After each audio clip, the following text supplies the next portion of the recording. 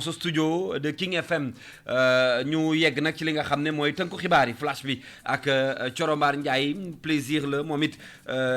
suba teel su ne ma jàkkaarloog moom mu ñuy tënkal tey nag xaw na ma saf tuuti yaa Seydaa ndax dafa def muuraay bu jekk toog na nga def. maa ngi fi. muuraay bi baax na de.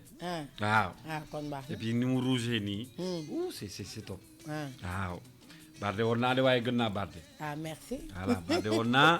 waaye gën naa barde. kon baax na. Ndiaye jaata Ndiaye. jaajëf. ñu tënk xibaar yi te dellu si. d'accord à tout de suite.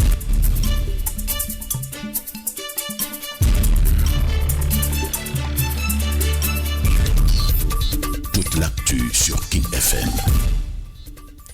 Bonjour à tous et bienvenue dans ce flash d'information sur King FM Dakar 99.4. Nous démarrons avec le chef de l'État Macky Sall qui préside ce lundi au Palais de la République une réunion sur l'épidémie de coronavirus. Le bilan mondial de l'épidémie a dépassé le cap des 3000 morts et continue sa progression dans le monde. Supposée exclusion de Amadou Ba de l'APR, la coordination des Parcelles Assainies dément cette information rendue publique dans un communiqué à l'issue de son assemblée générale hier dimanche. Elle précise que cette perspective n'a pas été abordée une seule fois au cours des débats. Les apéristes à l'origine de ce communiqué accusent Amadou Ba d'être à l'origine des remous dans le parti.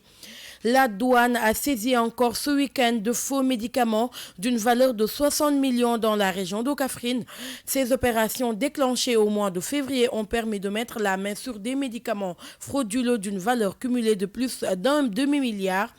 En moins d'un mois, en Guinée-Bissau, le président de l'Assemblée nationale, Cipriano Kassama, investi président par intérim vendredi soir, renonce à son poste. Il met en avant des raisons de sécurité pour lui et sa famille victime de menaces de mort. Dans une brève déclaration dimanche soir, il a également dénoncé l'occupation de l'Assemblée nationale populaire par les forces armées. Et une note de sport, Coupe arabe U20, le Sénégal qualifié en finale va défier la Tunisie pour le titre le 5 mars prochain en Arabie Saoudite. Les Lionceaux sont venus à bout de l'Égypte au tir au but, 6-5. À la fin du temps réglementaire, le score était d'un but partout. Et une note de musique pour finir, nous vous proposons une série de chansons dédiées aux femmes en perspective du 8 mars, Journée mondiale de la femme. Voici Yoro Ndiaye dans ce tube. Et c'est sur ces notes de musique que nous mettons un terme à ce flash d'information. Version française, la partie Wolof, c'est tout de suite.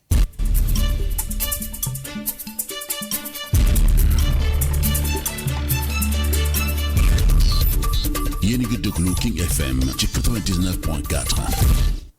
jaa ngeen jëf mbokk yi ci ànd bi ak ñun King FM Dakar 99.4 xibaar yi ci ak tànk ñu tàmbali ko ak njiitu réew mi président Macky Sall moom nag tey ci suba gi dina amal ab réunion ngir waxtaani épidémie bi la di coronavirus. fàttali ne ci àdduna wërngal këpp épidémie bi dépassé na lu ëpp ñetti junni nit yu ci ñàkk seen bakkan mu ngi wéy nag di law ci àdduna. lu jëm ci dàquk Amadou Ba ci APR coordination bu Parcelles Assainies daal di weddi gile xibaar naam ci ab communiqué lañu ko fësale ni ki démb ginnaaw seenuk assemblée générale ñoom sax di wax ni ci waxtaan yi amul benn yoon bu ñu fa waxtaanee lu jëm ci jëlee Amadou Ba ca instance yu parti bi foofule ca Parcelles Assainies ñoom sax ñu wax ni ci communiqué bi ñu njëkk a jot Amadou Ba moo nekk ci bépp jafe-jafe boo xamante ni APR mi ngi ci loxoom génn ci. ñu wax ci teg yoxoo boo xamante ni douane def na ko week-end bi ay garab yu baaxul valeur bi nag toll na ci juróom benn fukki million ci sunay koppar lu ni mel mi ngi amee fële ca région bu Kaffrine. ñu wax ni nag atum février ak léegi li nga xamante ne ci la ñu teg loxo ci ay garab yu baaxul wala yu dëppoowul ak yoon bari na loolu bu ñu ko boolee sax mat na xaajuk milliard ci sunay koppar ci lu tolloo ku weer rek la. ñu dem ca Guinée-Bissau président assemblée nationale bi la di Kassama moom ginnaaw bi ñu ko defee président par intérim moom sax bàyyi na googule poste. li mu wax rek ni moo ko waral moo di ne wàllu karangeem ak karange njabootam ndax ñoom ñi ngi leen di tëkku di wax ni dañ leen di faat ci ay menaces de mort. moom sax ci ab déclaration bu gàtt la ko amal la ni ki démb ci ngoon moom sax ñaawlu anam bi nga xamante ni noonu la armée bi daal di occupé assemblée nationale bi. ñu wax ci wàllug tàggat yaram balaa ñoo jeexal coupe arabe U20 di ndaw ñi nga xamante ne amaguñu ñaar fukki at Sénégal qualifié na ci final moom dina jàkkaarloo ak Tunisie ngir xool kan mooy jël raw gàddu gi juróomi fan lay doon ci weeru mars gi ñu nekk ñi nga xamante ne ñoom ñoo di gaynde yu ndaw yi ñoo daan Égypte ginnaaw tir au but 6 bal ci benn ci juróom plutôt ñu wax sax ni ci bi temps bi di jeex ñoom ñaar dañoo témboo woon ku ci nekk benn bal nga dugal sa moroom ñu jeexalee ko ak wàllu musique xam ngeen ni ñu ngi jëm ci ay bés bi ñu jagleel jigéen ñi di 8 mars loolu nag tax ba fi mu toll nii ay bés bi dañu koy tàmbali rek ak wëy yi nga xamante ni moom la ñu jagleel jigéen ñi tey Yoro Ndiaye la ñu leen ci baatu Yoro Ndiaye boobu ak wéy bi mu jagleel jigéen la ñu jeexalee xibaar yi ci ak tënk amoon mbégte ak bànneex dégtal leen ko Coro Mbaar Ndiaye la woon ci kàddu gi ak Kalz moo fete woon ci xarala gi 9-11 dafay wéy ci kanam tuuti rédaction bu King FM Dakar dina fi teewaat ci actualité commentée ginnaaw gi dinañ ñëwaat ci yeneen xibaar midi culture lay doon jaa ngeen jëf. jërëjëf yow it Ndiaye Diatta Ndiaye noo doxale ça va alhamdulilah ay wuy ma yow it bul dem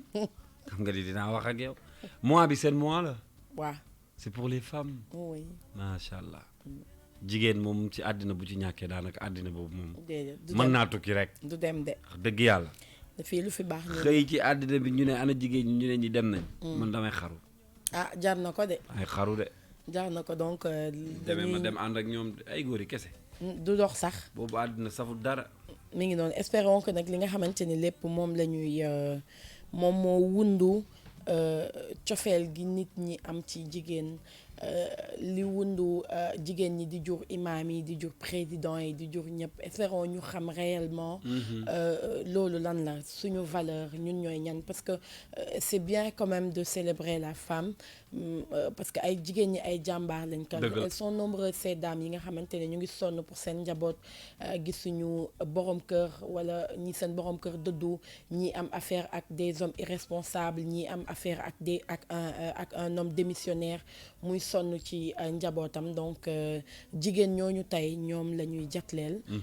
8 mars bi parce que mérité nañu ko et puis xam nga 8 mars bi bu ren bi dimanche lay tombeel waaw dimanche nag dégg naa sama gars yi kër ñooy togg de ñan ñooy togg man sama copain yi marié yëpp ñi ma laaj ban dañ ma ne dimanche bi ñooy togg nañ ñu bàyyi rek ñu toggal leen la woon fa woon dégg naa gars yi daal parce que dimanche bi du ñu liggéey amuñu prétexte ku togg at ñàkk togg benn fan wàññi wala dara man de dégg naa sama gars yi xam nga sama gars yi ñoom dañu bëri fem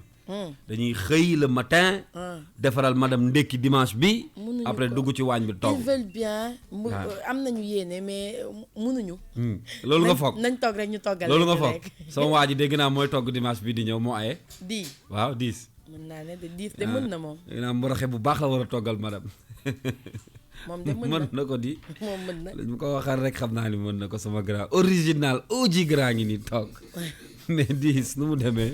waaw mais kii la sëriñ bi naka suba si ku la bañ yàlla na dee mbaa yaa ngi ci jàmm la bëgg dimanche yaa aye waaw ba mu saf-sap 8 mars bi waaw looy rëgal looy togg lu nga wax léegi lu mu tudd mboroxe bi mboroxe nag bu baax bi da ngay ñëw ma jox la recette yi xam man togg rek laay def yow looy danaa looy waaji wax dëgg la yow nga mariner yàpp rek nga mën dugal ci four waaw boobu de sama mënin la moom xaw ma noo ko xamee waaye wax nga lu ma mën gis nga sama jeeg bale moom ak musal ko ba mu gën a nooy ma doog koo saaf kase nga mën mënoo leen yëf la de laa ilaaha illallaah léegi kaay ma bàyyi leen ma dem service commercial te dellu si et puis non seulement dinañu rendre hommage semaine bi yëpp jigéen ñi certainement demain on sera avec Viviane ci suba si le 3 mars la ñu waroon jàkkaarloo ak moom certainement demain dinañu ko recevoir pour parler de son album ak semaine bi nga xam ne moom la ñu jagleel jigéen ñi mais rédaction bi également ñi ngi waajal des séries de reportages ak ay portraits yoo xam ne ci jigéen ñi nga xam ne marqué nañu histoire u Sénégal di ci rendre hommage également jigéenu jàmbaar yi nga xamante ni Sénégal fu ñu tudd jigéen rek suñu xel dem ci ñoom moo xam ñu nekk ci domaine bu ne boo demee tey ci port yi nekk ci Ndakaaru wala nga dem ci marché yi di nga fa fekk suñu yaay yi nga xam ne fajar la ñuy jóg di daan seen doole ngir njaboot waaye du ñu fàtte également jigéen ñi nga xam ne dañ fee nekkoon te nekkatuñ fi bu ñuy wax sax ci diine suñu xel day dem ci Maam Jaara Buso mi nga xamante ni bu ñu nee Poroxaan rek suñu xel yëpp ci Maam Jaara lay dem ak ñeneen jigéenu jàmbaaru Sénégal yi bari nañu jigéenu ndeer yi boo demee wàllu fekk fa yeneen i jigéen yoo xam ne sigil nañu Sénégal waaye tey nag ni jamono doxee tax na boo ñëwee Futurs Médias di nga fekk ay Coro Mbaar Ndiaye ay jigéen yu man góor lañ waaw ñoom Corombaar Ndiaye boo ñëwee fekk fi ñoom Adja ci digital bi Ndeye Mati Dieng Magui ci digital bi xale yi ñoom léegi affaire bi dafa moderne moo tax ñoom it ñi ngi bay seen waar ci liggéey bi et dis ça tu me diras pas le contraire. Non, jamais je pourrais pas dire le contraire di nuyu d'abord. di la fay bu baax grand frère di nuyu Coro d'abord sax laa waroon njëkk nuyu. di nuyu Adja Kals wax nga ko. di nuyu suñu mbokk auditeurs yi ak suñu téléspectateurs yi. Il faut dire que nag Kals. jigéenu Sénégal. dañu maa ngi lay dégg nga baal ma maa ngi lay dégg léegi ngay wax jigéenu Nder. man je suis allé à Nder j'ai vécu à Nder 3 semaines. ndeysaan. xam naa ne jafe nañu xam Dakar waa yoo xam Nder. biir Waalo ak histoire Nder ba mais nga dund fa daal 3 semaines gis leen nañu représenté. ndeysaan la fa seen maam yi bàyyi woon. ndeysaan jigéen ñi laay wax jigéen ñi Nder valeur yi ba tey mu ngi fa. ndeysaan. mais il faut dire également que gis nga en Afrique. jigéenu Sénégal. dañoo gàcce ngalaay ma ñëw. wallaay jafe na nga dem nga toog 1 mois ci nga boo xoolee réseaux sociaux yi. doo gis fu ñu saragalulee jigéenu sénégalais. wallaahi bariwul. dëgg la de. dans les amul organisation yu mag yëpp. ci àdduna bi. jafe na nga dem fa te doo fi gis jigéenu sénégalaise. bu fekkee sa njàng la. njàng nañu ba ne ar. wallaahi bañ nañ ko ba jamono jii. fi mu ne nii jigéen ñi moom. wàllum njàng. ñoo gën a jàng góor ñi léegi de. waaw mat na sëkk. non loolu moom dafa di dëgg. boo demee boo taxawoon tey université tey. wallaahi. et puis balaa maa yeggale sax damay je rends hommage à mon épouse. waaw ay. waaw bàyyi je rends amoon dëgg. waaw fulla la de. waaw madame Préra ko la bañ yàlla na dee. wallaahi li ma koy faral di wax nee naa ko xoolal boo jàngee sëriñ nga boo jàngul sëriñ nga. waaw yaa jiite yaa yor xale yi. waaw yor xale yi jiite njaboot jeex na tàkk donc les femmes sénégalaises et puis elles sont battues pour leurs droits. tey su africaine yi taxawee di wax droit de la femme di ko xeex di ko am. il faut dire que les femmes sénégalaises ont été à la pointe de ce combat là. coro defe naa tey. ñu wax ay ñoom Caroline Faye. ñuy wax ay ñoom ndeysaan am na soxna su nekkoon PS Adja Aram Diène. am na. man est-ce que xam nga ni ci femmes yi nga xam ne dañuy xeex sax man. Aminata Mbengue Ndiaye dama ko ci boole. mais Aminata Mbengue Ndiaye ndax dañu ko yàgg gis. muy porter ay mais oui ça c'est des femmes qui ont porté le combat de l'émancipation de la femme sénégalaise. Wallahi. Ça sont des non dëggantaan c'est des femmes qui d'abord de leur formation Aminata Mbengue Ndiaye. nit dañ ko gis ci politique. mais elle est assistante sociale de formation. à la base c'est-à-dire que dafa nekkoon ci développement féminin. avant sax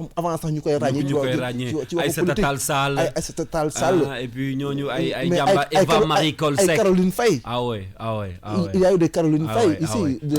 ay jàmbaar n'est-ce pas. ñu xam ni que ay jàmbaar lañu c'est des femmes qui sont battues pour les femmes d'abord et qui sont battues pour le développement de leur pays. Et puis Caroline Faye dit ça, sachant que terroir. borom këram mooy Demba Diop. nga xam ni yombul woon. ci jamono boobu. nga nekk jigéen am loo bëgg représenter sa borom kër am lu mu bëgg représenter. donc à un moment donné vous pouvez ne pas être sur la même longueur d'onde mais n'empêche yow tu étais là di tenir debout pour sa ay convictions mu mën jëm ci kanam. mais également ay parce que xam nañ ni que politique ak lépp li ci am ci wàllu métit yow sa borom kër am ay combat yoo xamante ne daf koy war a mener même boo àndul ak moom tu es obligé nga jàppale ko parce que c'est ton époux c'est le papa de tes enfants donc ndamam moom mooy nekk sa ndam donc ci boobu jamono yombul woon nga inculquer valeur yu mel noonu jigéen du woon loo xamante ni xëy na école moom moo la ko daan xamaleel mais da ngay am ngëm-ngëm ak pas-pas pour mën ci dem donc comme on dit Sénégal yàgg na ak ay jigéenu jàmbaar bu ñu waxulee politique waxuñu waxu àddina boo waxee ci wàllu diine da ngay xam ne jigéen ñi ku ci nekk da nga ci am taxawaay bu am solo tey on parle de soxna Maam Jaara Bousso liñ moom moo tax ma gëm ni Fawade Wele moo tax man tey Maam Jaara Bousso moo tax ma gëm ni gudd fan du at yu gudd mais li ngay liggéey ci at yi nga xamante ne moom nga dund parce que moom elle n'a vécu que 33 ans macha allah tey turam yegg fépp ci àdduna nekk ci analu histoire yu nekk yépp ci àddina Mame Fa Wade Wele soxna Astou Dianka ñooñu ñëpp ñun ñi nga xamante ne ñoom la ñuy woowee suñu ay sëriñ du sukk ci ñoom di leen raamal jigéen ñu baax ñooñu ñoom ñoo leen meññi donc kilifa jigéen a koy jur moo tax à chaque fois dama naan ñun on n'a pas droit à l'erreur maintenant jaar day am il faut que jeunesse se fasse entre autres mais du tax nga fàtte li nga xamante ni moom mooy sa wareef et puis ñun dañu am ay exemples yu ñu mën a jël ba nga xamante ni on n'a pas besoin d'aller xool tey benn Michelle Obama même su fekkee ni moi je la respecte en tant que femme en tant que mère en tant que épouse parce que boobu ak léegi dañ koy suivre xool moom itamit yenn jëf yu rafet yu mu def ngir njabootam ngir borom këram mais soxlawul ñuy dem fu sori voilà jarul ngay sori loolu mooy fenêtre bi nga xam ne désormais semaine bi yëpp dinañ ko ubbi ci jigéen ñi balaa ñoo tàmbali ndax dañ leen di rendre hommage dans cette émission on va entrer également ci ni ngeen koy waxee vif du sujet tey politique moom mooy ubbi jotaay bi ak Amadou Ba nag ci wàllu politique yaakaar naa ci Ndakaaru ak APR bokk na ci koo xam ne nii dañu koy bàyyi xel lool bëri na ay coow yu ñuy tudd di ko ci tudd bu ñuy wax wàllu leader également ci wàllu politique ba ci APR dañ ko ciy boole ñu dégg fan yii nii Amadou Ba moomu dañuy wax mbirum dàq ko ñenn ñi ne dañ koo dàq ña ca des naan dañ koo bëgg a dàq APR bi nga xamante ni moo nekk Parcelles Assainies mu mel ni daal coow juddu na ci mbiru Amadou Ba ak APR ñenn ñi ne bettu leen parce que Amadou Ba ñii ñi ngi doon wax naan chaise bi président Macky Sall toog bëtam mi ngi ci jiñoon nañ ko il faut le dire alors tey face à cette situation 10 après Thioro Mbar Ndiaye luñ ci mën a jàng. Bon, c'est pas surprenant qu'on en arrive là aujourd'hui, je pense, que ñu wax dañ koy encore dañuy wax ne que fi mu toll nii dañ ko bëgg a dàq ci coordination bu Parcelles Assainies bu ñu demee ba si kanam dina leer ndax sax duñ ko dàq ci parti bi wala sax ñu ngi lam-laamee ab remaniement gouvernemental su ma juumul ñu ngi koy lam-laamee xaw ma nag ndax na wéy doon des ci gouvernement bi wala du wéy wala day bàyyi mais il faut dire que tout cela c'est la conséquence de cette histoire de troisième mandat waa APR yi nag commencé nañu sonal ak seen histoire de troisième mandat bi Mbaye Ndiaye wax na ko fii affaire nañu wax xaw ma troisième mandat am na kenn ko ci waxati fi mu ne nii seen biir ngeen baal ma dañuy tamante dëmm ku nekk naan mandat bee leen sonal waaw ku nekk naan encore du Amadou Ba kese lañ ciy jiiñ ñu ngi ciy jiiñ également Mimi Touré ne way moom tamit dafa bëgg a nekk président de la République dafa nekk di jaxase carte gi biir APR moom dafa sous-marin lañu moom ak Amadou Ba quoi qu'il en soit je pense que Amadou Ba il fait un peu peur également au niveau de son parti parce que bon jàpp nañ ne que xëy na am na fa doole boo nga xam ne que mën na mobiliser benn frange parti am na xaalis fondamentalement doole bi sax xaalis la doole bi may wax ni sax du doole du parce que Amadou Ba à part Parcelles Assainies fan la mën gagner feneen xëccoo na fi moo Diouf Sarr am nañ fi ay xëccoo ci wàllu mairie de Dakar kii ne man maa war a nekk mairie kii ne maa war a nekk mairie quoi qu'il en soit waa APR bu Parcelles Assainies ñoom nee nañu dàq nañ ko si seen wala wàcce nañ ko bokk ci seen instance yi nekkatul coordinateur bi de façon dinañ si jokkoo nga xam ne moom mooy Pape Xuma bokk na si ñi nga xam ne ñoom ñoo bokk ci APR bu nekk Parcelles Assainies mais il faut dire que wax ji mu ngi door a tàmbali nañu jàpp ne fii ba mandat bii di jeex dernier mandat bi wala avant dernier mandat bii di jeex balaa ñu cay fii ak boobu moom coowul ay kii dafa bëgg sous-marin rek kële dafa bëgg lii rek dina fi bëri coro. waa xam nga di sa président Macky Sall biñ koy laaj ci mandat bi bëggul woon wax dara lu leer nee na du oui du non benn leneen li mooy moom jàpp na ni bu ne dootuma nekk candidat opposition bi duñ ko may jàmm duñ ko may bu ne dinaa nekk candidat opposition bi duñu amati benn liggéey bu dul heure bu ñu xëyee di wàcc ci mbedd mi bu ne dootuma nekk candidat partem tas ndax ku nekk di nga bëgg ne man maa war a toog après moom xëj na raisonnement la bu xel nangu mais toll nañ fii nga xamante ne nii moom même bu waxulee lu leer ak askan wi war na mën a wax ak ay partisans wam lu leer ba ñu may askan wi jàmm parce que tey mënuñu dëkk quand même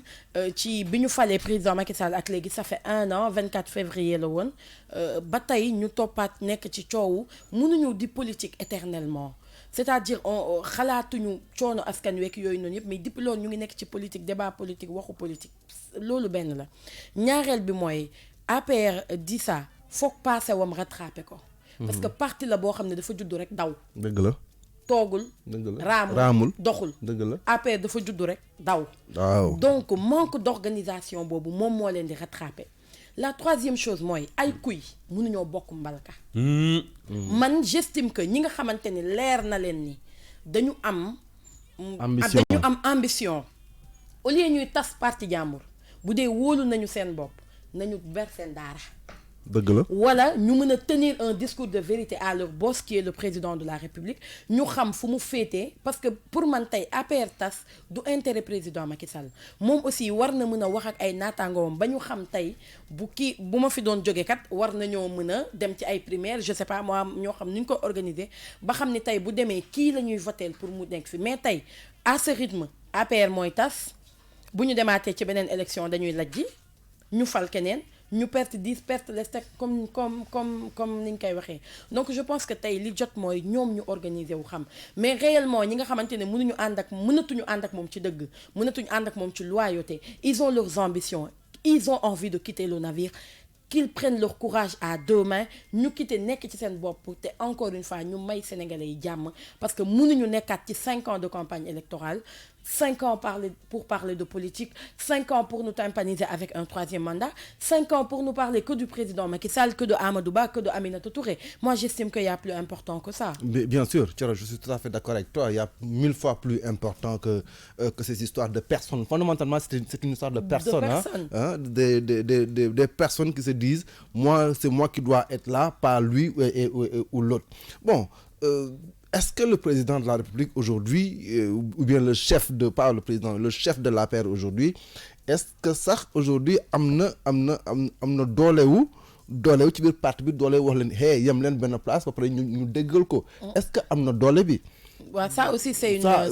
une question que je me pose tout le temps parce que dégg naa benn chef de cabinet am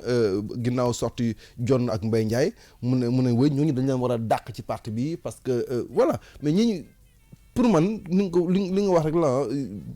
mais je ne pense pas que fi mu toll nii Macky am na doolewu maintenir ses troupes je pense qu'il est en train de négocier d'essayer de jouer avec le temps et de voir ceux qui avancent masqués oui mais aussi xam nga mënul utiliser bâton bi pour ñi bëgg a utiliser carotte bi pour ñële parce que Moustapha Diakhaté dañ ko dàq ndax coowal 3e mandat bi mais Moustapha Diakhaté comme il a pris ses responsabilités oui moo tax qu'on le veuille ou non qu'on soit avec lui ou non moom il a pris position de façon claire bien sûr il n'est pas dans le clair-obscur au moins il a ce mérite là waaw il a ce mérite quand même donc moom dàq nañ ko ndax coowal 3e mandat bi donc pour man tey dafa jot président Macky Sall jël ay décisions parce que encore une fois mënuñu dëkk ci même coow bii nii depuis lors on ne parle que de ça tey Boun Dionne la suba Mbaye Ndiaye après ku nekk waroo am ambition mais borom butiku mbagg boo gis boo ubbee xolam magasin ca nekk donc tey forcément ci biir APR am na ñoo xamante ne dañuy lorgner le fauteuil du président Macky Sall et puis à juste raison tey Amadou Ba peut-être day jël courage am wala du ko jël mais kenn newu ko ni waroo laaj réew mi Aminata Touré day mën a jël courage am wala déet mais kenn newu ko waroo mën a laaj réew mi keneen ak keneen parce que ils en ont le droit mais ñoom itamit nañu ko def ak loyauté bu ñu jiixi jaaxa parce que nit ki aussi mënoo scier branche bi nga xamante ni ci nga toog te ñëpp mënuñu di leen indexé ñoom nag ñoo moom seen parti ñoo bokk seen parti ñoo xam seen cëggal guy ñoo xam naka la ñuy tojee seen bopp kaña lépp ñoom la ci seen biir ñoomi neen la mais en tout cas ak lu ci mën a am nañu def liy farata ak liy fulla te ñu may sénégalais yi seen jàmm dimbali sénégalais yi ci feebar faju bëgg a xiif lekk njàng mi di dox lépp di dox ñi ngi nii nit ñi di wéy di am ay problème mu ndox zone yu bëri ci Dakar dernièrement depuis 10 jours amuñu benn goutte d'eau yeneeni priorité nekk fii ñu bëgg a ndox mi gën a cher ndox mi gën a cher courant bi gën a cher ñu bëgg a dëkkee ci waxu politique c'est pas possible. ah doy na waar de. voilà ñu ngi doon jéem a jokkoo ak monsieur Xuma. mais moom malheureusement moom aussi nouvelle bu naqari moo tax mënuñoo jokkoo ak moom. il vient de m'annoncer que voilà dañ ko wax këram dafa lakk et tout ça en urgence. foofu la désolé Pape Xuma. ñi ngi jégalu nee na ci loolu la nekk. désolé dañ ko annoncé tout de suite ne ko kër gi dafa nekk di tàkk. voilà ñu ngi bon quoi que l'on soit ñu ngi ko ñaanal mu am jàmm. mu yàlla def si ndox bu sedd. voilà mais ni nga koy waxee rek Kalsa. ñun dañu sénégalais yi. bëgguñu ko leen fàtte ci ces histoires de politique politicienne là. li ñu soxla instant bi mooy ndox bi commencé cher seen eau bi nga xam ne dafay ñëw waxoon ñu ko ndox mi day wàññeeku. c'est le contraire lañu fa gis n'est-ce pas kon nañ wax ci loolu parce que mais nag ceux qui veulent être président là ou qui veulent être candidat là ou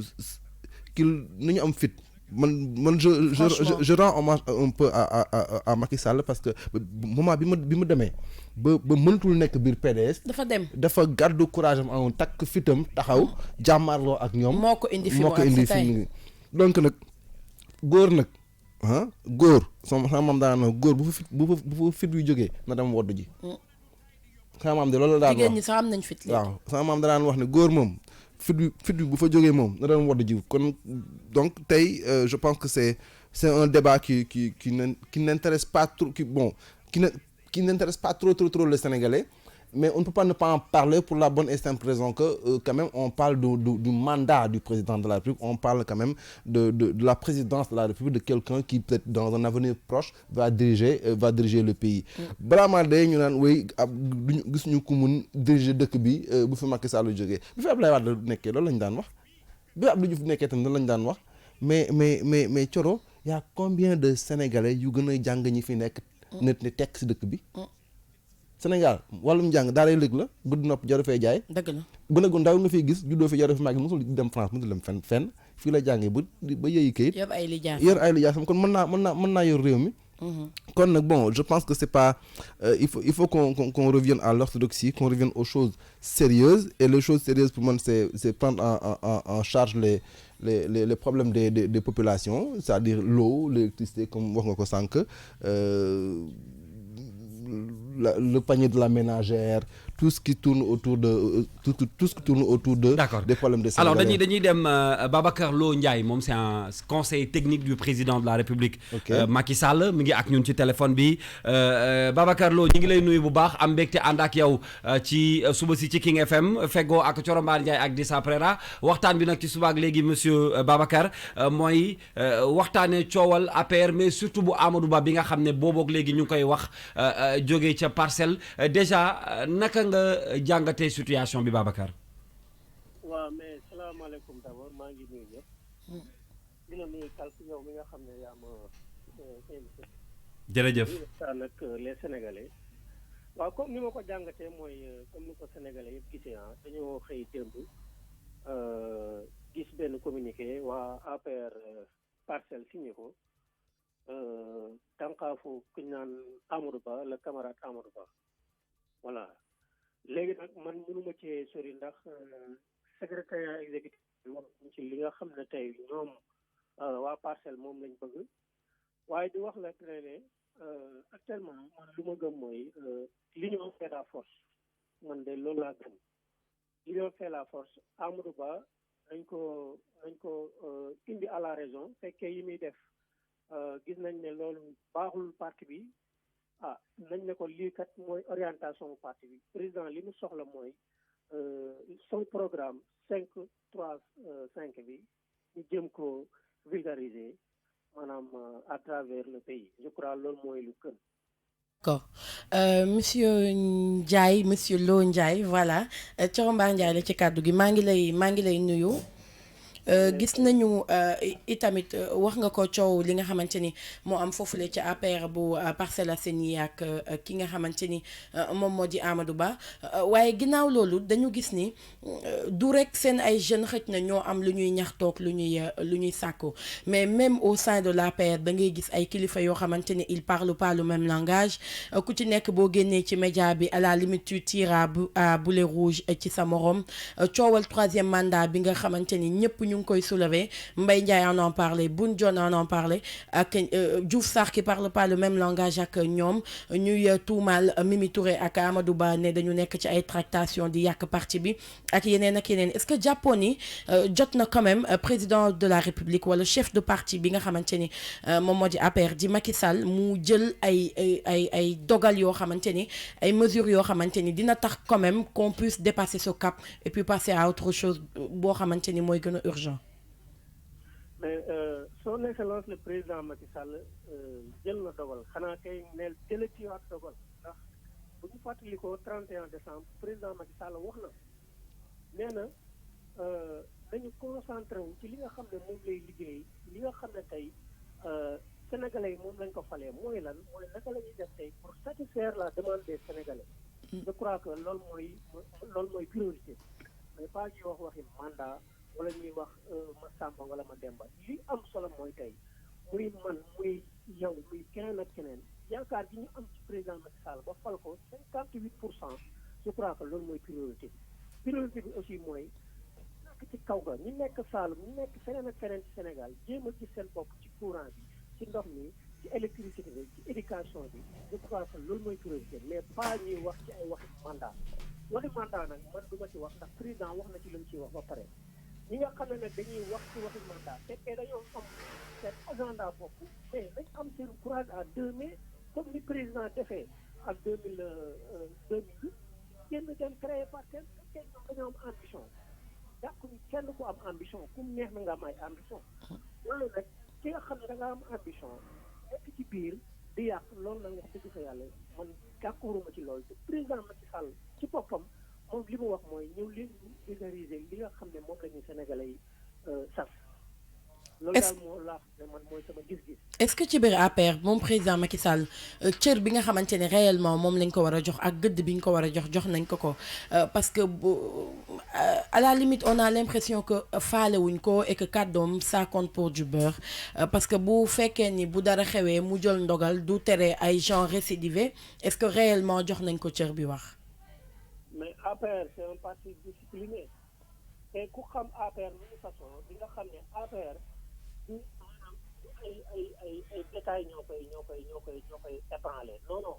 président Macky Sall c'est un homme constant discipliné yaru ndax booy xool képp ku jóg di jël kàddu li muy wax président Macky Sall nit ku baax la nit ku yaru la waaye nag xam nga parti bu mag il faut mu am coow loolu mënta ñàkk waaye coow li bu amee nañ ko teg ci yoon te ñi nga xamante ne dañ leen di jéem ne ñoom dañoo am ay je sais pas dañoo bëgg a wuutu président Macky Sall fekkee ñoom loolu ñuy wax ci ñoom dafa am mais nañ jël seen courage à 2 mai benn parti bi dem jàkkaarloog les Sénégalais bu leen Sénégalais yi wóoloo ñoom ñoo xam waaye nag li ñuy bañ mooy mënoo nekk ci biir parti bi ba pare di yàq loolu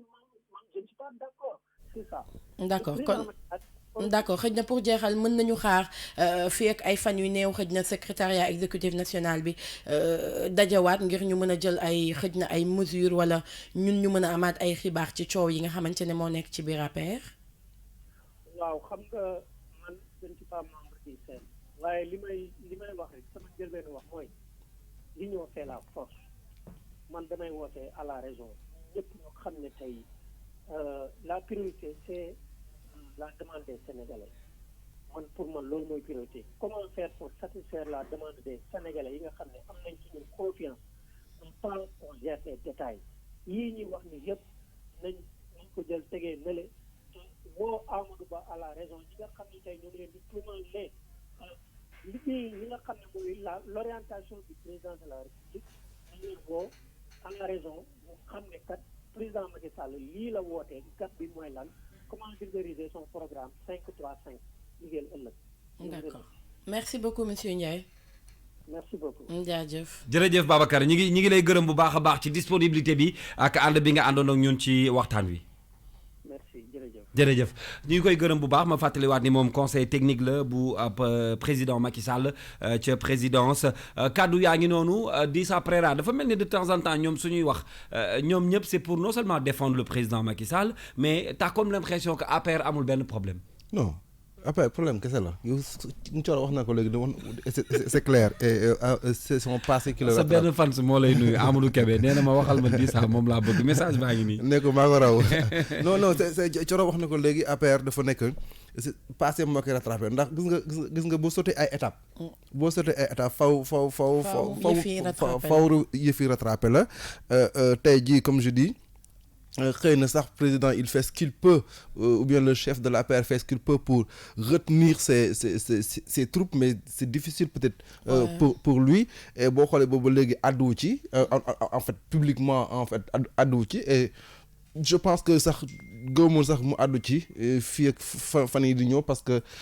normalement am na yeneen structure APR yi yu nga xam ne que war nañ mun régler yenn problème yi ku ci mel ni le directeur des structures Mbaye Ndiaye bi nga xam ne moo waroon régler problème yi sax mais fondamentalement moom moo indi problème bi moo indiwaat coow li mais nag yenn saa dama naan xëy na li ñu doon mag moo tax yenn wax yi ñu koy wax te bon di naax parce que yenn saa yi da nga dégg naa ko rek mu wax une chose et son contraire donc yooyu noonu def naa mag a koy indi donc fu mu ne nii waaw mais mag a koy indi donc boo tolloo yenn âge tamit war nañu mun noppal vraiment ci yenn mbir yi donc bon APR c'est pas le premier parti yu boo xam ne problème yu mel nii gis nañ ko fa boo xoolee avec le PDS ça a été mais am na sax foofu sa laa bëgg a ñëw parce que am na ñu dem ba naan ñii dañu nekk ci fin wu règne parce que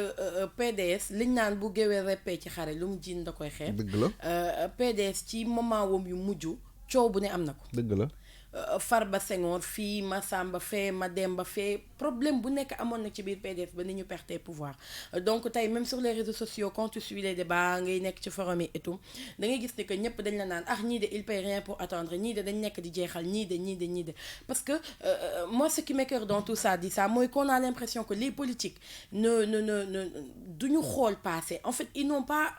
man dama jàpp ni ils ont la mémoire courte voilà et ils ont la mémoire courte ils n'ont pas l'habitude de regarder sur le rétroviseur pour xool tirer les leçons du passé xool li nga xamante ne moom moo fi jotoon jaar malheureusement. bon de toute façon on verra fan la wànnante di mujj ak ay gëtam def naa noonu la. yàggatul Kals xam naa ne nag bon on va passer au second sujet. Le second sujet qui me paraît également important très important d'ailleurs aujourd'hui. Cette histoire de loi de criminalisation du viol. C'est important comme loi. On a tous applaudi. Mais il y a un mais. Un mais bu jógee ci magistrat yi man looloo ma xaw a jaaxal mën nañu wax ni ànduñu ci wala ñoom nee nañ peut-être gisuñu efficacité wu loolu nga xam ne andi nañu ko ci loi bi ndax nekkoon na quand même bi muy doog a yegg si quelque chose boo xam ne ñi ko saluer bëri na ndax cas de viol yu bëri ñiy nemmee ko ci àddina bi mais bi nga ci wax te mu jógee ci magistrat yi man personnellement moo ma ci xaw a jaaxal. bon man avant sax ci avant muy ñëw ci magistrat bi ci Téliko déggoon naa Alioune Ndao nekkoon procureur CREI wax ci yaa ci week-end bi waxoon na ci comme quoi que loi bi baax na ça vient en réponse au bon moment à affaire yi fi jotee xew dernièrement ça vient xëy na baax na ñu criminaliser ko xëy na le but c'était xëy na de jéem a wàññi nit ñi nga xam ne dañuy def affaire yooyu noonu mais bon est-ce que également c'est technique boobu bu ñuy voté loi ba léegi quand même il y a eu beaucoup de cas de viol après la criminalisation du viol est-ce que tamit je veux dire 10 ans 20 ans dans nos prisons ku xam suñu prison yi xam na ne que on parle de surpopulation carcérale donc lan moo war a nekk tey solution bi Thioro. Moi j'ai l'impression que yenn saa yi dañuy jël des décisions à la hâte. C'est bien ñun ñëpp am nañu yéene képp koo xamante ne defkatu ñaawteef nga ñu mën di gën a dal ci sa kaw ba nga yëg ko parce que ñëpp a exposé man yow nos enfants voilà tout le monde est exposé nul n'est à l'abri et tout c'est vrai on n'en disconvient pas mais pour man am na yenn dogal yoo xamante ne buñ ko dee jël saa su nekk dina baax ñu gën ci bàyyi xel ak ñi nga xamante ne ñoom la seen xam-xam màcc jëm ci wàllu wi ça c'est de un et loolu ça ne concerne pas seulement que li nga xamante ne moom moo jëm ci coowul viol bi mais dafay concerner yeneen ak yeneen ci ay décisions yoo xamante ne dañ koy faral di jël parce que tey kan moo def mais boobu Souleymane Teliko du c'est pas n'importe qui dans la corporation. Ça, c'est clair. du como ci wàllu yoon donc sëgam ñooñu ñoo mën a am ay incertitudes à plus forte raison ñun ñi nga xamante ne suñu xam-xam màcc jëm ci wàllu on fait ko suivre affaire yi fan lay toll mais en tout cas pour man mérité woon na et dès le départ je l'ai dit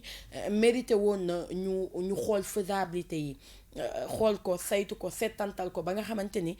tey lu ci mën a amit ku nekk da nga ciy daal di gis sa bopp parce que wax nañ ko ñun Sénégal dañu am un réel problème avec nos prisons bu ñuy wax wàllu surpeuplement ci li nga xamante ne moom moo di prison yi anam bi nga xamante ni sax noonu la procès yi di amee souvent du régulier parce que da ngay gis ni que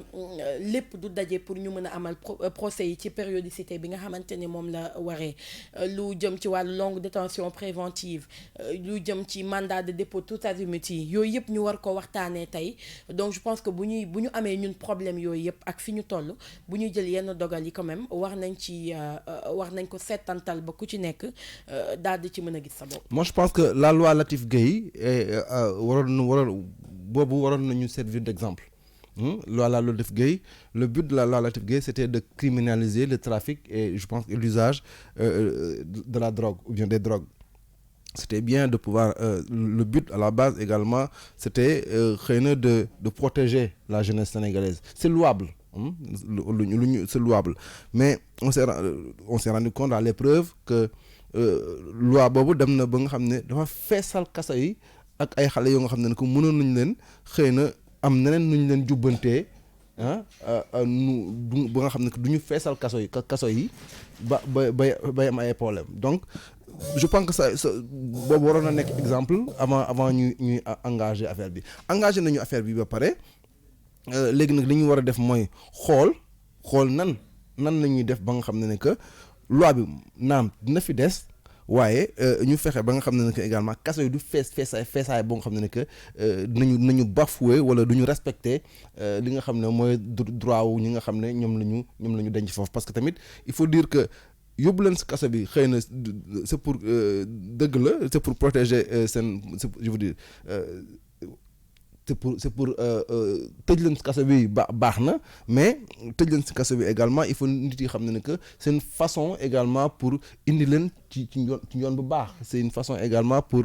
parce que on parle de maison d'arrêt et de correction et encore maintenant je pense que le mot correction pose un problème dans cela dans le monde on parle plus de MAC, on ne parle plus de maison d'arrêt et de correction mais on parle plutôt de redressement, on parle plutôt de réinsertion. Je veux dire boo demee dans les pays développés. C'est moins cette question de maison d'arrêt et de correction. Les gens ne sont plus là pour corriger les prisonniers, mais pour les aider à se réinsérer dans la société malgré qu'ils peuvent faire des bêtises. Yooyu noonu tey def naa foofu la ñu toll. Donc war nañ ko seetaat comme ni mu ko waxee la loi de Latif Gueye waroon nañu servir d'exemple parce que feesal na kaso yi ci xale yi di tux yàmba ak xale yi di jaay yàmba ak teewul yàmba jaa ngi fi ba tey gën fee na fi xuus nag bi yëf yi amee dégg nañ kon solution bi du kaso rek non du kaso rek non mënul nekk kaso rek parce que bi yëf yi amee dégg nañ maître Ciré Clédor Ly wax na ko nee na tey par exemple lu jëm ci kaawu viol bëri na lu mu ciy jàpp ñoo xamante ne defuñu parce que li nga xamante ni yenn saa yi moom mooy mesure d'expertise yi moom mooy poser problème dafay wax ni souvent quand on n'a pas les moyens de sa politique dafa am noo xamante ni noonu ngay war a réagir et que waruñu dem ci pression sociale warul tax ñu réagir et je pense que loolu ay mbir la yu mu soulever yoo xamante ni yu am solo la wax na ko nee na parce que ñun Sénégal dañu am problème ci moyen technique ak scientifique yi nga xamante ne moom mooy mën a tax lépp lu ñuy lépp lu ñu bëgg a saytu ci wàllu viol ñu mën ko am wax na ko nee na souvent ay erreurs judiciaires day am souvent anam bi nga xamante ne noonu la ñuy rendre justice fii ci Sénégal nee na moom naam il est avocat mais il est pas d'accord parce que ki nga xamante ne par exemple moom mooy procureur de la République dafa am pouvoir yu bëri yu nga xamante ne souvent am na nu ñuy jëflante ak askan wi rek du doon li nga xamante ne moom moo dëppoo ak yoon mais malheureusement ce qui est fait ndigal li jël nañ ko ba pare donc pour man am na ci lu nga xamante ne mënatuñ ci dellu ginnaaw maintenant li ki des rek mooy saytu topp xool diisoo ñoom ñi nga xamante ne ñoom ñoo ko sekk waxtaanee ko ba kenn bañ ci gaañu parce que tamit di ça c'est pas faux de dire que bëri na ñoo xamante ne tey tëj nañ leen ci viol après la ñu xam ni liñ leen doon toppee du woon ñoom ak yeneen donc pour man il faut que techniquement yooyu noonu yëpp ñu mun ko améliorer loolu mooy tax xëj na loi bi mën a am mais pour dëggal li nga wax rek pour dëggal li nga wax il y a 2 semaines de cela ou 3 semaines gis naa benn procès où le père de famille un père de famille bu ñu accusé que dafa violer kenn ku jigéen léegi en attendant ñuy dem def expertise yi dañ koy tëj ci kaso bi xaar résultat expertise yi génn ndax moom moo ko def am defu ko pour man ça pose problème pour man bu ñu taxawee tribunal loolu yëpp waroon na fekk mu noppi. Sénégal dañ la tëj ba pare soog a wuti preuve. très bien loolu waroon nañ fekk mu noppi c'est-à-dire que léegi pas boobu noonu borom kër googu buñ ko tëjee 3 mois 4 mois 5 mois 6 mois ñu génne expertise yi génne ñu ne kii kan laalewul ci mbir mi nan lay demee après. xam nga dañ doon wax wàllu indemnisation ak dédommagement ci ñi nga xamante ne dañu ils sont victimes de d'erreurs judiciaires. tey loolu noonu teg nañ ko mais yéex gu mu yéex sax tax na ñu bëri tey bu ñu amee bu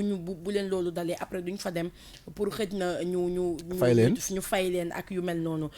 gis nga di ça man mii di wax ak yow j'ai une fois rencontré kenn koo xamante ne woykat yu bëri dañ ko daan woy autant le gars il s'appelait Rawane Diagne su ma juumul man j'ai l'habitude de rappeler tout le temps son histoire tellement que daf ma touché ñu tëj ko pendant 13 ans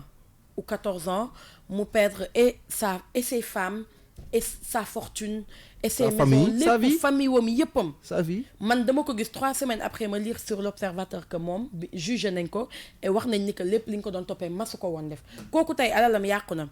doomam yi màgg ci ginnaawam xamuñu ko man am naa chance su xam benn doomam boo xamante ni on est un peu de la même génération moom a mag tuuti mu perte ay jabaram tey génn na mais heure bu génnee dox ba xolam seet ca prison ba lay dellu dem toog di waxtaan parce que yàgg na fa ba tey foofu la gën a retrouver wu te Sénégal dañu am problème mu réinsertion sociale tey boo xasee ba def prison rek bët bi ñu lay xoolee pour nga dindi ko dafay compliqué c'est sociétal. Donc ne serait-ce que pour tout ça il faut que ñu xaw a def nank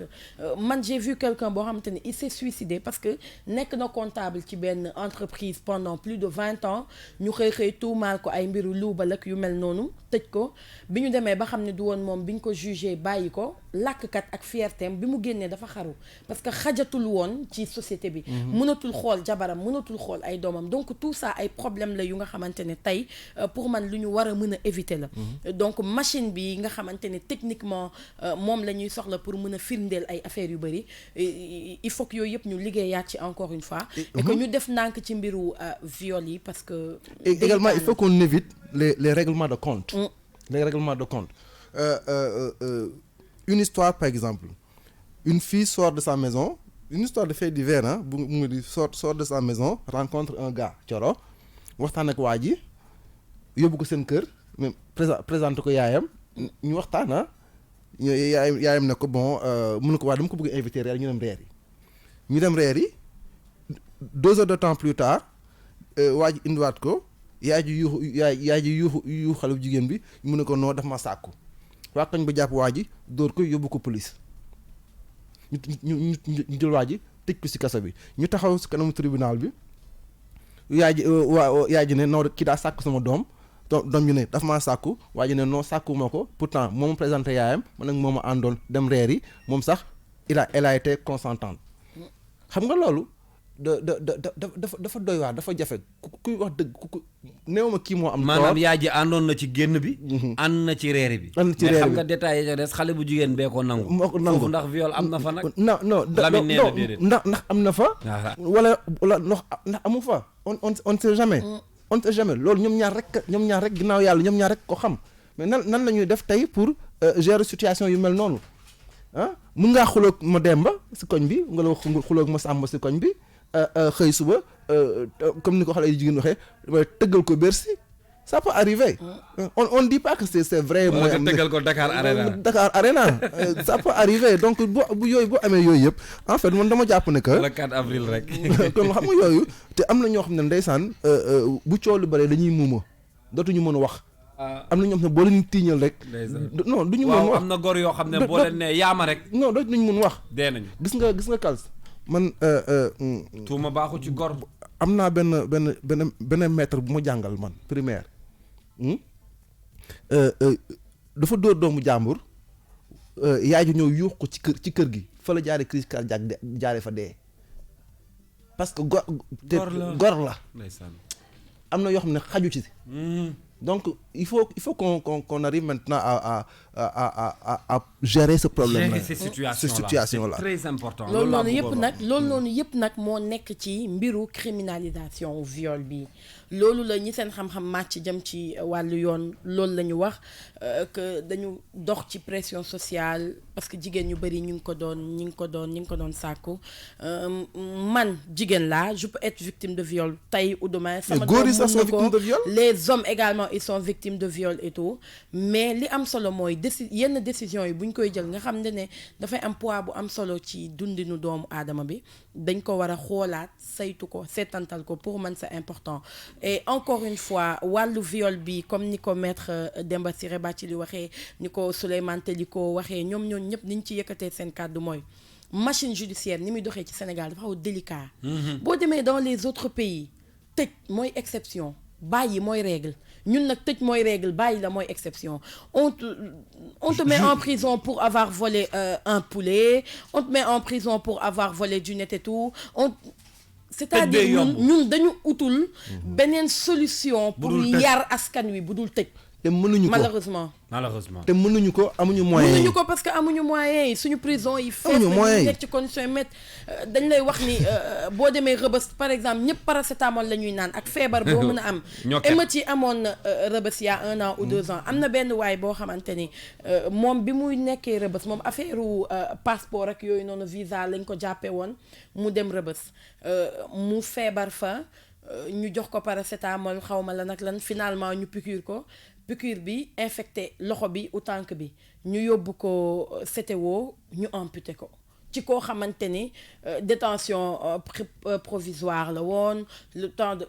et c'est des choses comme ça moo am ci prison yi mooy am ça se répète donc pour man war nañu réellement trouver solution. laaj na waxtaan defaraat comme ni ko di après waxee saytu ko gérer situation yu mel nii parce que quand même dundu nit ki moo ci nekk je peux dire en jeu. wala moo ci mën a mais c'est sa vie qui est en jeu. On n'a pas assez de prisons au Sénégal. mais on en a pas 100 mètres bii nii ñu ngi koy wax boobu ba léegi. ñu ngi wax non ñu ngi wax Sébikotane ba léegi ñu ngi koy wax boobu ba léegi mais on n'a pas assez de prison. dañ lay wax ni ku tabax kaso da nga ciy dugg ñun gëm-gëm yooyu lañ am xam naa moo tax duñ gaaw am kaso yu bees. non amuñu. tubaab yaa ngi tabax kaso te dugg ñu ci kat. non seulement amuñu ko mais du mbir mi du nekkul tabax kaso kese. c'est que tabax kaso la dundal ñu fay nekk. faj leen parce que tamit ay am nañu ay droits. mais moom laa lay wax nii. faj leen. c'est-à-dire que c'est pas parce qu'ils sont en prison qu'ils doivent perdre leur dignité, leur droit. Gis nga tu peux tuer quelqu'un par accident et te retrouver en prison. C'est arrivé à beaucoup de gens ici. Vérité. Tu peux ne rien faire, absolument rien, te retrouver en prison. Moi, je veux dire, j'ai dem nañu tribunal ba tay fekkee nañu ay procès. Il nous est arrivé de voir des gens qu'on a enfermés pendant longtemps. Je connais quelqu'un. Defuñu dara. Dis ça, je connais quelqu'un. Sa tante mu ngi prison instant bi xam nga lu ko fa yóbbu branché téléphone am nit jël téléphone bi woo ci keneen pour ñu dem stade xaw ma fan ñu dem fa xeex am fa ñu jàppante fa mu jam ko mu dee ñu ne ci téléphone ndaw si lañ ko woowee ñu jël ndaw si yóbbu tëj jugé guñ leen waa ji moom ci njëlbeen wax na ni ndaw si xamul sax ni moom woote na ki téléphone parce que dafa fekk téléphone bi ñu branché ko yëfi règlement de compte daal xeex daal am na kee dee léegi nag ki rey moom ak mbirum yoon na mu joxasoo waaw léegi nag ki rey moom ci téléphone maire bi la wootee waa maire bi tey loruñu ko ankay loruñu njabootam ankay mu ngi camp pénal boobu ak léegi am na 3 mois doy na waar mu ngi xaar jugement gis nga Kals metti na généralement dans la vie très complexe généralement dans la vie tout est question de situation tout est question de situation. Effectivement. C'est-à-dire que situation bi ngay nekk en moment T souvent mën la yóbbul mën la indil ay problème tu as compris un peu mën nga nekk jàmm tey nii instant bi en situation T mun naa génn fii wax ak benn xale mbékk mu daal mu jaare fa dee te dama ko pes kese dëgg la ça dépend ci situation bi nga koy fekk voilà am na solo dañuy mbirum yoon la dafa xaw a sew comme ni ñu koy waxee souvent mais nañu ci bàyyi xel ndax ay décision lañ ciy jël loolu moo nekkoon ñaareelu ponk bi ñu doon waxtaanee ci suba si on va marquer une autre beneen pause musicale le temps de revenir nag ci ponk bu mujj bi mooy reportage bu tey bi nga xam ne altine bu ne société daf ñuy intéressé tey dinañu ñëw nag ci dérive yi nga xam ne nemmeeku nañ ko ci mineurs yi dans les salles de jeu ak ci pari foot yi. maa ngi tàggatoo waale man. da ngay tàggatoo waale. yëf yi dafa nekk ci suuf fi mu ne nii ay reportage yu bëri. ay yëf yoo war a def waaw baax na kon ci kanam dinañ ci ànd ak Ndeye Mati di ko bëggee bu baax ayca dellu soit nañu ci ñaareelu pàcc bi comme altine bu ne dañu ci ànd ak Ndeye Mati moom it jigéen la joo xam ne mi ngi bay waaram ci King FM tous les lundis reportage yi ak portrait yi sax ba ci lu bëri li ngeen di faral di dégg moom lañ ciy àndal Ndeye Mati nuyu nañ la ci suba si. Kals ñoo ngi lay fay. noo def mbaa yaa ngi ci jàmm. alhamdulilah semaine bi yéen a ko moom. waaw wala weer bi. chaque jour yéen a ko moom. nu ngeen yeewoo tax mbaa taxul ngeen xaw fuy nag. non pas la ñëw sànq ba léegi di yëkkati ay mbagg yaa si ay ajaa ngi nii di ma bëgg a rey mbaa yow. non ñoom moom bu leen neexee yëkkati ay mbagg. ay liggéeykat lañ. ay liggéeykat lañ. kon jàmbaar yi am nañ ci droit. waaw jeex na ñu ngi lay nuyu bu baax tey nag da nga doxantu ak ñun ci benn reportage bu am solo. boo xam ne def nga ko ci wàllu société dérive yi ñuy nemmeeku ci xale yu ndaw yi nga xamante ni dañoo bëgg ay salle de jeu. ak ay pari foot ak yu demee noonu ngir bëgg cee am dara te xale di baax sax wax dëgg yàlla wutum xaalis moom maanaam carte xaalis dañ ko daan tere. nekkoon na loo xam ne lu kenn bëggul woon di dégg la léegi nag dañu gis ni dafa bari koñ boo dugg daanaka am na benn salle de jeu mbiru pari foot yi nga xam ne léegi dañ cee dugg moom nga ñu defal tey reportage. waaw tey ci loolu lañ def gëstu te da ngay gis ne xale yi léegi ñu ci bari bokk li nekk seen xel yëpp mooy fexe ba naka la ñuy mën a def ba teg lii génn ci lee loolu yëpp nag dinañ ko déglu ci biir reportage bi nga xamante ne def nañ ko incha allah.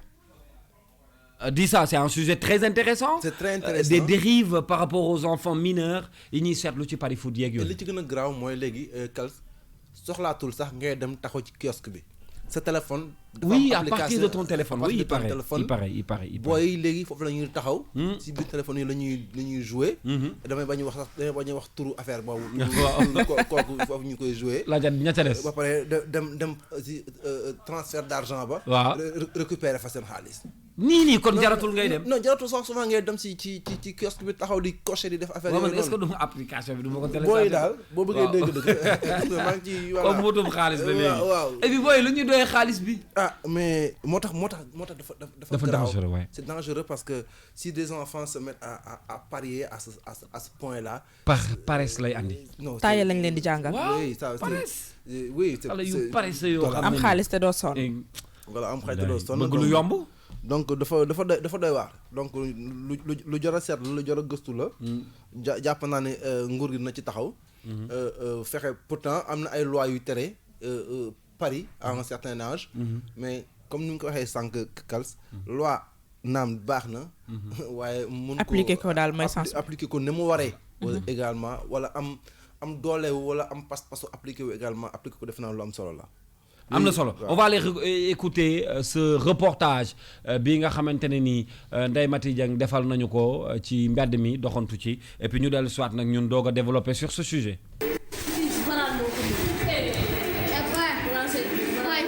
dañoo taxaw di leen xool ñuy àppo équipe ci biir salle de jeu bi Mohamed Diouf ak Malick Diop xamuñu ndax prof ba leen di jàngal ca sem Tidiane bu Pikine dafa ñëwul wala dañoo wàcc ndax li ñu wax leerul. tey si pause bi fa jeex wàcc nañ ko damay gérer rek benn mas rek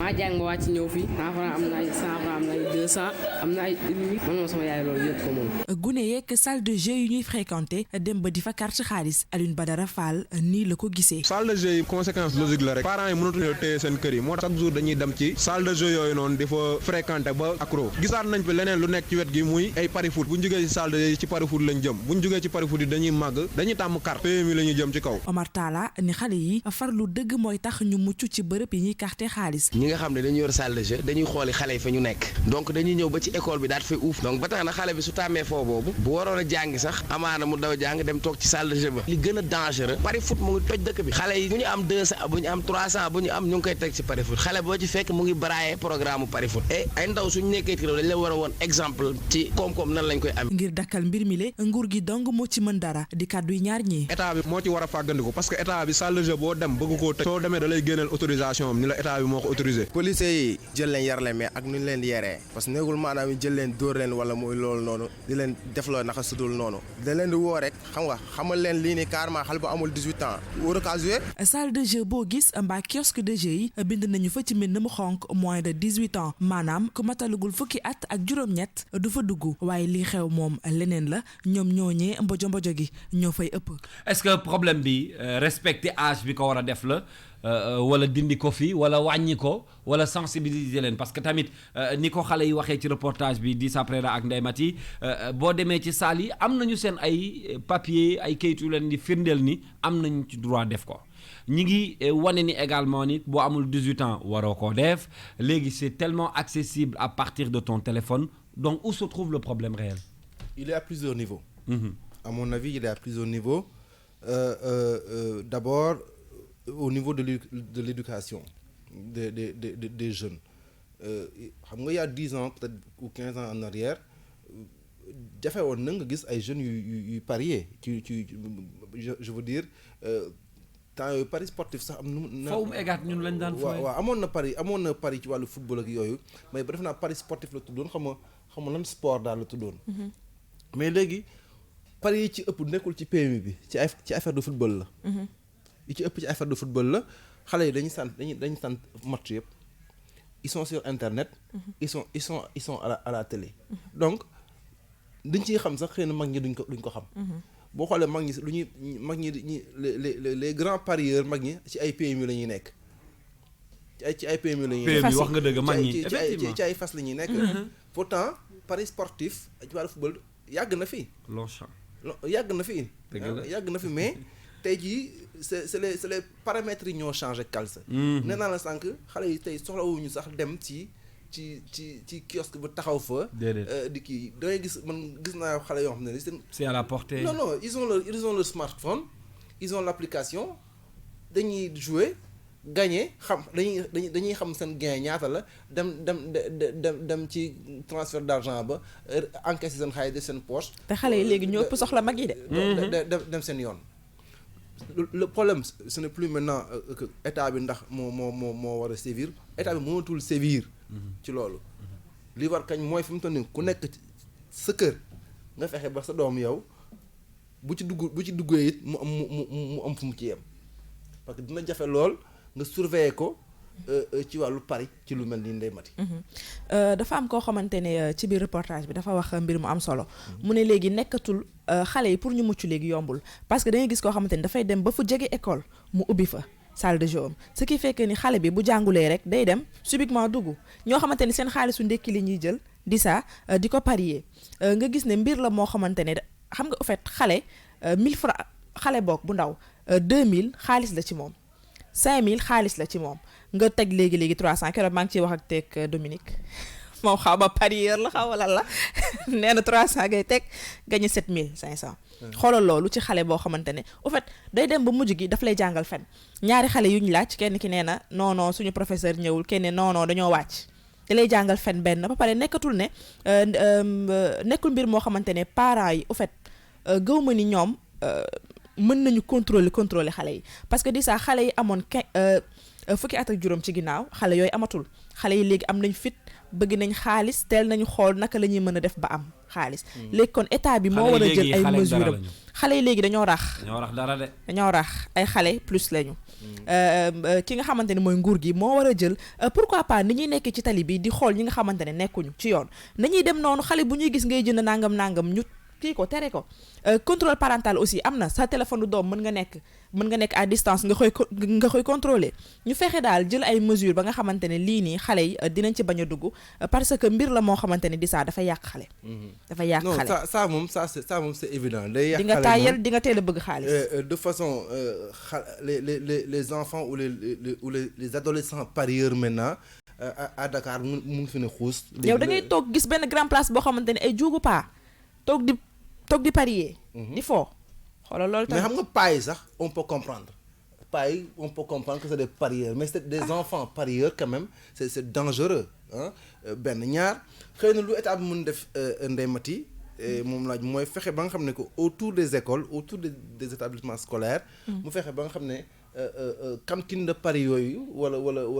maison de paris yooyu noonu du fa am ñu ne par exemple à 100 mètres wala à 200 mètres il faut pas qu'il y ait des kiosques de paris mais on est au Sénégal on est en Afrique boo demoon am na benn CM bu nekk ville là en plein centre ville mais li ko wër marché la bu 17h jotee mais mbër yi ñoo ñëw dafa entraîner xale yi di jàng mbër yi di entraîner buy tër jotee ñi dem marché ñi di jaay ay pont ak ñi di jaay ay bant ak ñi di jaay mais nan nañ xale di jàngee foofu correctement c'est compliqué donc aujourd'hui c'est pas la question je pense que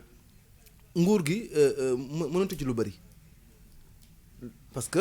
nguur gi le mal est déjà fait c'est la LONASE hein c'est la LONASE c'est la LONASE qui a lancé cela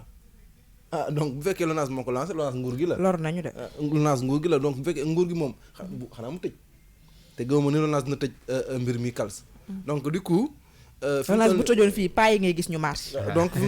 leer nga wax ndax ñooy njëkk a ñaxtu en tout cas man fi ma koy delloo à chaque fois di ko fa renvoyer mooy base bi éducation wu xale yi contrôle bi ni ko Ndeye Mati waxee sa doom je pense que du matin au soir ci li mu war a nekk yépp war nga koo xam quel que soit l'âge nag parce que xale mën na dem sax ba màgg nga koy contrôler ñun ñii di wax ak yéen ba tey dañoo am yi kilifa man y a certaines choses yoo xam ne sañu ma ko def te sama waajur yëgu ko parce que da ngay am looy jomb te loolu c'est dès le début nga koy def ci sa doom mu xam ni man mii pour ma jóg sama lal sax wàcc wala génn kër gi sax il faut que sama papa yëg ko wala sama yaay yëg ko kilifteef gi moom foog ñu delloo ko et puis xale yi xam ni ñoom it dañoo am kilifa te loolu tant que amul rek je pense que après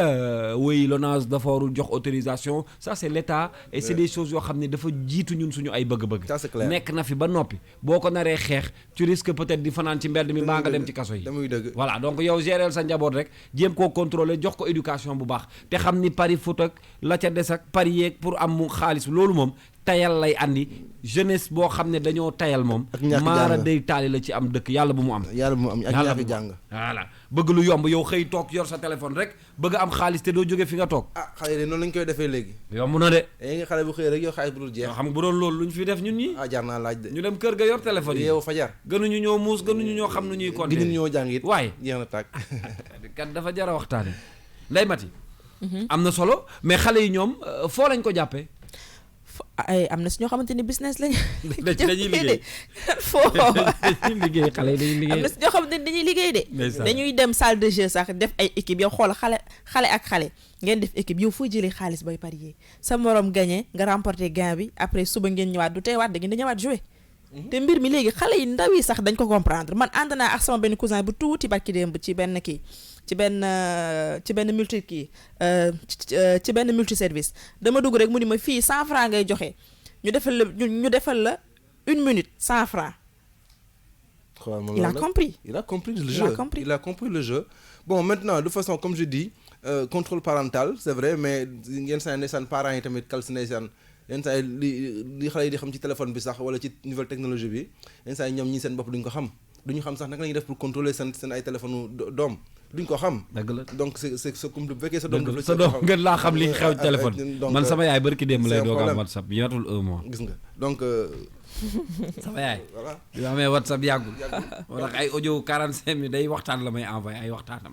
yu gudd. c'est-à-dire que technologie bi aussi am na lu bëri lu muy yàq. lu bëri kay. voilà lu bëri lu muy yàq. doy na waar ñu ngi leen di gërëm bu baax a baax Ndeye Maty merci beaucoup retrouvez ce reportage ci suñu plateforme YouTube bi wala nga dem sax ci www.kingfm.sn c'est les rubriques habituelles yi ngeen di faral di am ma fàttaliwaat ni désormais ak Dissa Préra saa yu ñu xëyatee dinañu fàttaliku un peu xale yu wala jigéen ñi nga xam ne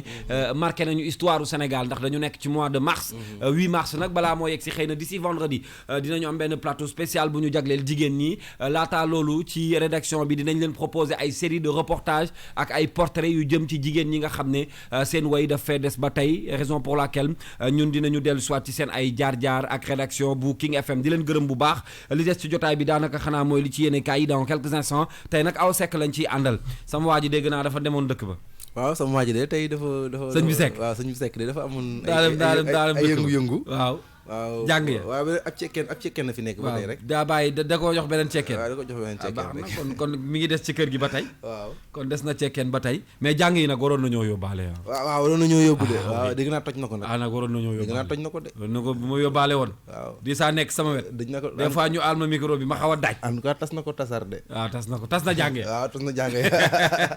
jërëjëf Dissa Préra merci beaucoup rendez-vous demain inchallah. Inch'Allah. merci à Ndeye Maty rendez-vous lundi prochain. Inch'Allah. jërëjëf ñu ngi leen di gërëm bu baax a baax c'était la rédaction de King FM xanaa ñu delluwaat rek yëngalaat tuuti musicalement le temps. acca ñu jàll ci léegi ak yéen li nga xam ne moo di la suite de cette émission seeti ji li ci yéene kaay yi ak tey Awa Seck moo ñu koy dégtal bu ko defee nag bu ñu paree ñu doog a yow yëkkati ak yéen jotaay bi tàggatoo joxonte ak yéen nag dikk daje incha allah ëllëg dès 9h le matin li ci yéene kaay yi. mbokk yi ñu may nopp dal leen nag jàmb assemblée générale de la coordination bu APR ba ñu doon amala niki démb ca Parcelles Assainies daanaka yéenekaay yëpp a xëyandoo di ci wax ubbil l'observateur yéenekaay groupe Futurs Médias bi ne daanaka militant yu APR bëggatuñoo gis Amadou Ba ci biir parti ba ndax jàpp nañu ne moom Amadou Ba doxewul nee na nu jëmale parti bi kanam gisatuñu solom ci biir parti ba kon na leen abal le quotidien ne front contre Amadou Ba la am démb ca siège bu Parcelles Assainies ab rébellion dëgg la Mbaye Ndiaye ak ay ñege ñaaleem di sikki sàkk leadership Amadou Ba moom muy xamale ni mooy directeur des structures bi ni parti bi amul coordinateur te amul kenn ku mën a tax assemblée générale du ci am APR ci ay conditions yu métti la ñu jugee te moom mi fi nekkoon jëwriñ gi ñu dénk ko mu réew mi la njiitum réew mi Macky Sall tabboon ngir mu nekk directeur des structures te daanaka élection ba élection la ñuy am coordonnateur te it ba Macky Sall faluwee ba tey amaluñu ab assemblée générale bu ko Amadou Ba deful keneen dina ko def ba xam lu ci waay mën Alioune Badara Diouf nekk ab député moo ni xamle benn assemblée générale ñaari résolution nekk ci xët wu njëkk wu la quotidien benn bi di ci ab communiqué bu ñuy récuser Amadou Ba beneen bi di ñuy ñaan ñu taxawal ab collège de stage ci boobee daje moom Mbaye Ndiaye daal day def ab prox ndollu addu jëmale ci ñetteelu mandat wu njiitum réew mi Macky Sall ci élection falu njiitum réew atum 2024 gi ñu dëgmal ndax Macky Sall suñu sukkandikoo ci constitution bi mi ngi doogaa doon mandat wam bu njëkk ñu teg ko fa wax ci leneen enquête yéene kaay xëy baaxee ñu xiiroo ngaayoo bi am ci magistrature xeex ak rayante moo fa am ngir ay poste le gros malaise yenn yàggaay yu yenn ñi di am ci seeni poste moom mooy ronger magistrature parquet bu Ndakaaru ak doyen des juges jàpp ne yooyee poste stratégique la ñu war a lijjanti maître Dioma Ndiaye ne pouvoir politique soxla nañu ko fa kenn ki nga xamante ni moom lañ fa nar a teg ngir mu gën a ñoŋal seeni ambition L'As quotidien xëy ci rapport des corps de contrôle Téliko nekkoon démb ganub grand jury bu RFM moom mi nga xamante ni bu waxee rek ñëpp xam ne wax na ndax dëggam moom mi jiite magistrat yu Sénégal jàpp ni rapport corps de contrôle yi ngir mu am njëriñ faaw ñu génnee ci parquet bi ba mu set deful liggéeyam ni mu waree ndax ni ñu criminaliser viol nekku yakataan dañu lay atteb ku rey xelam tey na ci ba yegg ca lool wax na itam ci doxalinu yenn magistrat yi daanaka dafa mel ni ku guuxaloon mer justice Sénégal lépp leeral na ko desandi ca L'As quotidien bi la yoon wax ci leneen Siré Sarr génn ci tekkaaral gi mu nekkoon bi ñu jugee ci élection présidentielle yi ba tey moom mi nekk njiitum conseil d'administration de la loterie nationale sénégalaise di LONASE moo ne gisul mbindeef bu ko mën a texee bokk ci élection falum mairie ba ca Thiès benn dëkk ñaari gaar ci ab ndajeek jeunesse politique bi la ko daal day xamale yokku ca ne bu ko fi déggi bàyyee gisul lu koy teree bokk ci yooyee élection direction pëccëxoo am ci conseil d'administration bu SAR journal Rue 15 angle corniche bi xëy def ci ab taxaw seetlu gu yaa jëmale ci lu ëmb démission Khadim Ba ci boobee conseil lu tolloo ko 40 milliards ci suñuy koppar moo daal di ne may ba fii kenn xamul fu mu dugg bokk na ci lu tax moom Khadim daal day doyal sëkk ci biir SAR di société africaine de raffinage bu Serigne Mboup jiite boobee société jamono ji mu ngi ci ay gudd yu bër setagul te fii ak ay bés boo mayul dëkk bi dinañu am ay jafe-jafe laa lekk wàllum hydrocarbure daana lekk ci wàllum tàggat yaram stade xëyee nataalu Ismaïla Sarr nekk ab football kat ci Sénégal moom ay jéego yu rëy la def ci samedi gi ñu génn ci match championnat Angleterre Liverpool bu Sadio Mané ñoo doon laaleeg Watford bu Ismaïla Sarr ñoom daal di leen di wulli yu metti door leen 2 bal ci dara Ismaïla Sarr daal day dugal 2 but am ci tamit benn passe décisive ci dimanche gi Barça doon laaleeg Real Madrid merengue yi ñoo leen daal day door 2 bal ci dara. jërëjëf Awa Seck di ko gërëm bu baax a baax voilà Seck daal laal nga li ci yéene kaay tey félicitations et merci beaucoup voilà xam nga xale yi nag dañoo polyvalence bi nekk ci ñoom dafa bari voilà fu ne la ñuy génn tey moom moo ñu génne li ci yéene kaay yi di ko gërëm bu baax a baax Awa Seck moom di ngeen koy retrouver désormais ci rédaction bu King FM lépp lu jëm ci wàllu xibaar digg bëccëg gi certainement dinañ ci ànd ak Pape Madiakhate tey bu mi di jotee ci li ci xibaar yi bu ko defee dina feggoog rédaction bi yëpp bitim réew tàggat yaram boole ci ak reportage toftal ci nag ay xibaaru aada ak cosaan loolu mooy midi culture ce sera dans quelques instants Awa Seck mi di ngeen àndaat ak moom ci kanam ci li ci yéene kaay yi boori midi 30 lay doon bu soobee yàlla dañuy yëngalaat tuuti nag doog a jox El Hadj Baye Cheikh moom mu ñëw wuutuñu léegi gunge leen ci li ñu dippee ñun King Feeling ni ma leen ko waxee bi ñu tàmbalee ci subaak léegi daanaka tey jigéen ñi la ñuy sagal di leen safoo voilà di leen tiitaroo di leen toccamiko parfoo leen voilà singomoo leen sikrotoo leen yéen a ay de arki rasulullah xam damaa mën a jële bi nekkee ci gàmmu gi damay jël gàmmu gi ba mu jeex lan lu xew ma ànd ak moom fan yi nag maa ngi ci jigéen waaw ñoo moom réew mi de réew mi yéena ko moom wax leen lu leen neex voilà ana ñëwee jigéen ñi ah oui c'est vrai